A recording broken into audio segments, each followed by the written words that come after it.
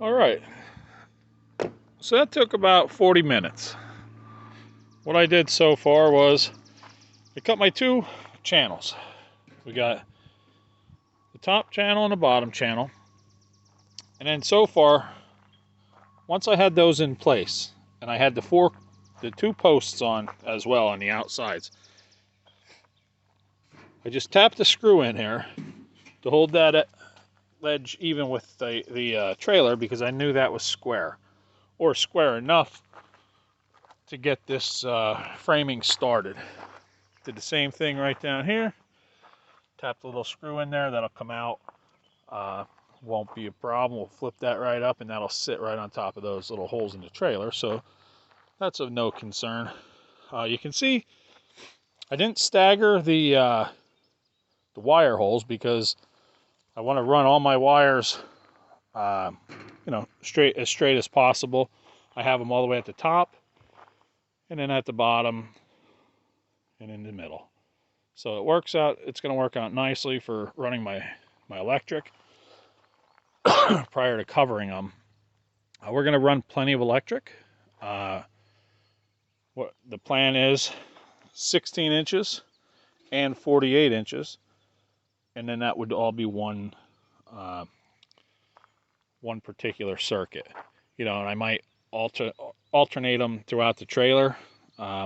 Obviously, we're going to designate a few, but as far as just the plug-in countertop stuff,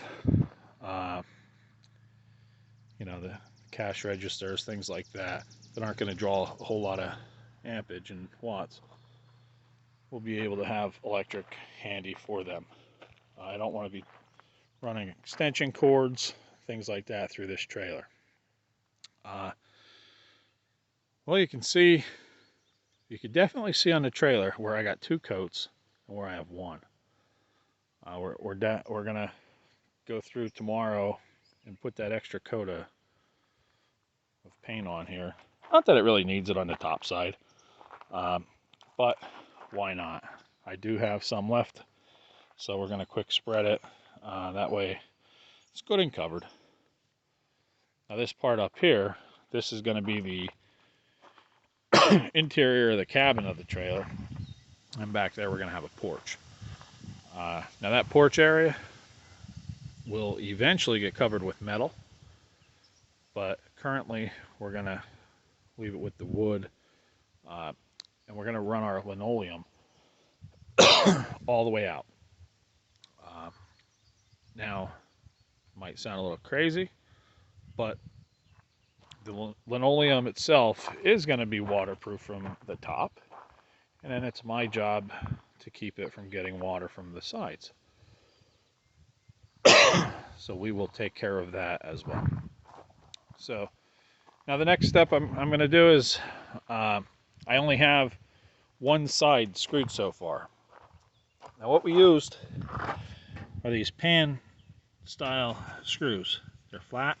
It's going to be the closest thing I'm going to be able to get when covering this up. Nothing else will run perfectly flat, but everything is going to be that same distance out when we attach our OSB to it. That won't be an issue at all, because we are able to run full sheets top to bottom.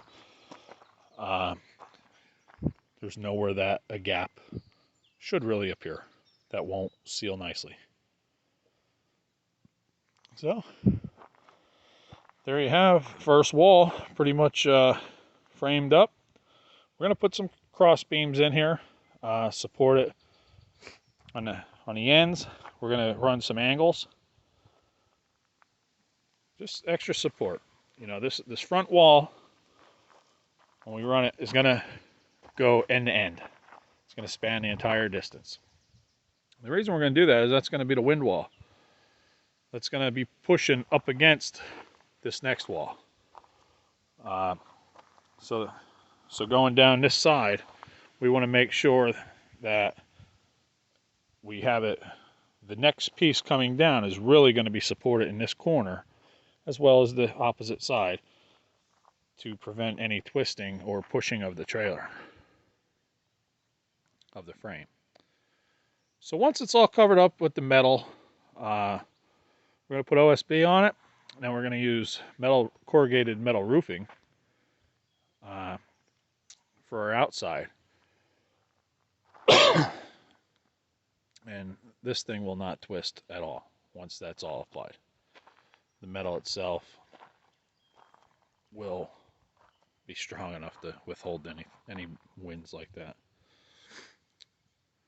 But for aesthetics, video purposes, and to make myself feel better, we are going to certainly put all the supports in it. All right,